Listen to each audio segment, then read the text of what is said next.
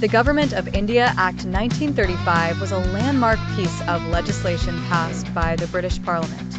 Aimed at appeasing Indian demands for self-governance, the act came into existence during a time of significant political unrest and growing resistance against British rule. The early 20th century was marked by India's rising nationalistic movements, demanding more autonomy and a stronger voice in governance.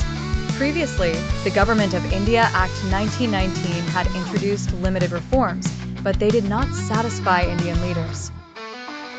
The Simon Commission, sent to review the political situation in India, faced boycotts due to lack of Indian representation.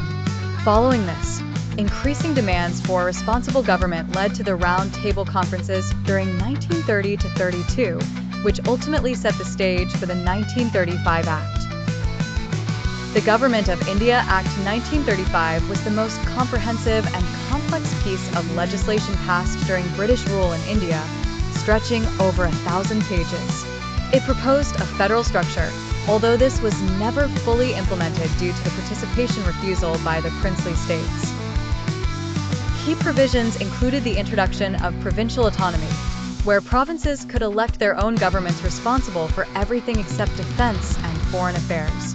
Diarchy, introduced in 1919, was abolished at the provincial level, granting more powers to Indian ministers.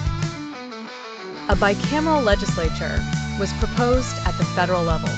The act also expanded the franchise, allowing more Indians to vote, though still a small minority.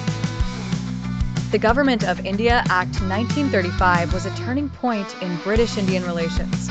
Although it failed to fully satisfy Indian leaders who pushed for complete independence, it laid the groundwork for federal governance and became the model for discussions during Indian independence. The division between central and provincial powers paved the way for future constitutional developments.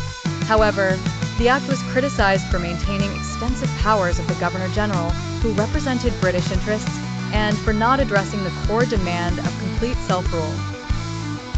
Ultimately, while the act did not fulfill all aspirations, it was pivotal in India's journey towards independence, influencing the structure of the Indian Constitution drafted in 1949.